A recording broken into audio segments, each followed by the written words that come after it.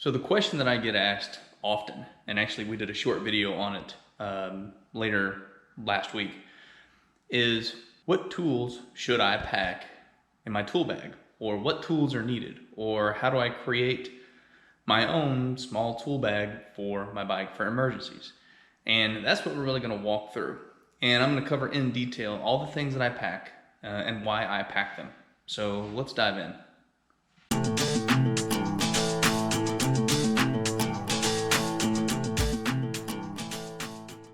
All right, y'all, so the first thing that's important to note is I have a couple of bags that are always on my bike. Doesn't matter if I'm commuting to work or if I'm traveling afar, there are always two bags on my bike. It is my handlebar bag, which is a Burley brand handlebar bag.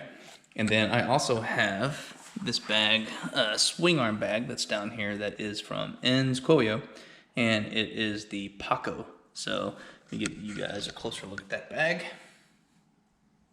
And within these two bags, I'm able to pack pretty much everything that I need. So let's walk over here and we'll talk about everything that I have. So here is everything. This is all the stuff that fits on my bike in some form, fashion, or another. Now I'm gonna walk through each of these and I'll break them down as to like where I carry them and really why. All right, so first and foremost, when I pack stuff on my bike, I'm doing it for my everyday use. I am making this assumption that something's gonna happen to the bike, I may get stuck on the side of the road, whatever the case may be, or I may come upon someone that needs my help as well.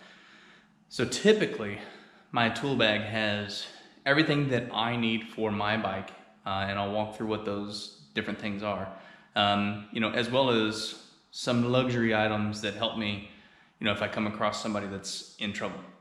So let's walk through each of these. So first and foremost, we're gonna talk about this bag. So this is my tool roll, and it is the X-Fill Zero from Biltwell. And I love this tool roll because it is nice, it is compact, and it can fit in any bag that I have.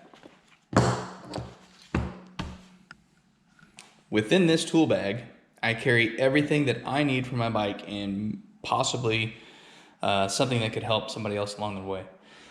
So I'm going to go through all of these and explain kind of why. So let's start from this side. So I have two different types of crescent wrenches. This one is a tiny crescent wrench, and the only reason why I keep this is in case there's a bolt that I need to get to. Maybe I don't have the socket size on me. In a pinch, I can do it with a crescent wrench if I need to. This honkin' mammer jammer is to help me undo my rear tire. So there's two big nuts on the axle. So you have the through axle and you have the nut on the end. That this helps me, when I need to get to my back tire. And then I have a 3/4 inch and 1/2 inch drives for sockets. I have a 1/2 inch extender, and largely these are used for, pretty much everything. I mean, if I am taking some bags off or I got to get to a bolt, there's going to be either a hex head or something of that nature attached to one of these. And then the extender is just nice to have. Good old tire gauge, of course, to check your tire. A belt tension gauge, so that if I am about and riding and I need to take my rear tire off, then I can make sure that I get it adjusted properly before I get back on the road. A 1/2 inch, because the rear adjusters for the belt are 1/2 inch in size.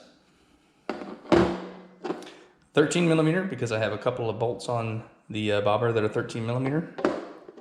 And that elusive 10 millimeter, because there's tons of places on that bike where there's a 10 millimeter bolt. And then we get into the different sockets that I have. So we're gonna walk through each one of these. I carry a 1/2 inch socket because I prefer to use this than a wrench for adjusting belt tension. But sometimes, there are other places where I may need this 1/2 inch, so I carry them both just because, and I do have space for them. So That's what the 1/2 inch is for. This big old sucker is a 16 millimeter. This is for the front axle. This one here is a 27 millimeter, and this is for the rear axle. This little dude is a torque, and I want to say this is like a T25 or something like that. Let's see if there you go, T25. And I use this one for the hand controls. This here is a T30 and torques, and I use this for the bolts that I use on my sissy bar because they're flat bolts. And that also is what's used when I either have my Inskoyo saddlebags on or not. That is what helps me take them off. And then I have a 5 millimeter because there are some bolts on the bobber that are 5 millimeter. And then I have the 6 millimeter because there are some bolts, actually a lot of the bolts, almost every bolt on that bobber is a 6 millimeter. What's crazy is you can almost get away with in a pinch with really just these two things and a couple really big crescent wrenches or a couple big wrenches, and I'll show you. So if we come over here to the bobber and we take a look, so that one is going to be 6. If I look at like the handlebars, 6. How about I look at one of these, 5. So all of this stuff is like either a 6 or a 5 millimeter.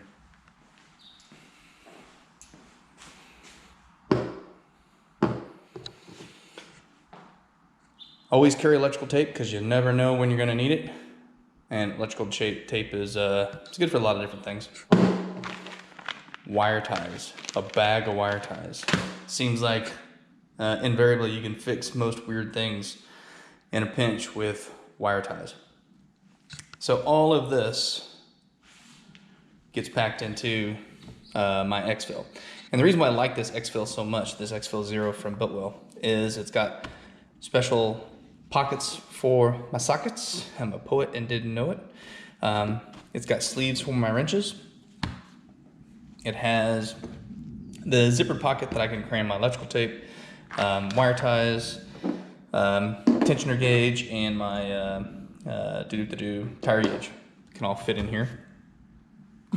And it folds up nicely. And bam. And that is my tool bag. Now I carry some other stuff because crap happens. And let's walk over to this. So these are the things that I also pack that are not tool specific, but I've had to use them at some point in time or another. Not on the bobber, but in different scenarios. So this right here is an emergency clutch cable.